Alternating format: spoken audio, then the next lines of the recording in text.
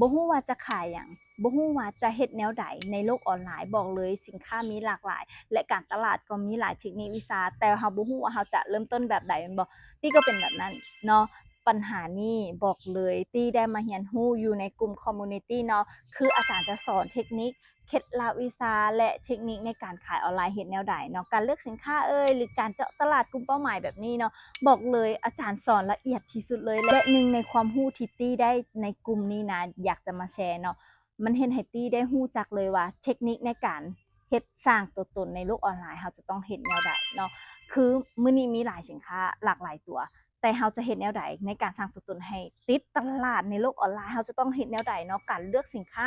เหมาะกับตนเองเราจะต้องเลือกแบบใดเนาะและวิธีการเฮ็ดออนไลน์เทคนิคในการเฮ็ดออนไลน์เนี่ย มันจะต้องเริ่มต้นแบบใดคือแบบจากที่คนบ่ฮู้จัก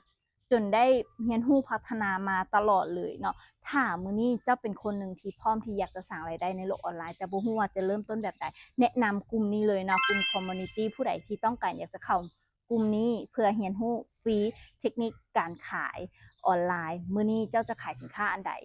อยู่ในโลกออนไลน์เจ้าก็สามารถขายได้ถ้าเอาเทคนิคในคอร์สนี้ในกลุ่มนี้ไปใช้นะ ทักแชทเพื่อเข้ากลุ่มฟรีได้เลย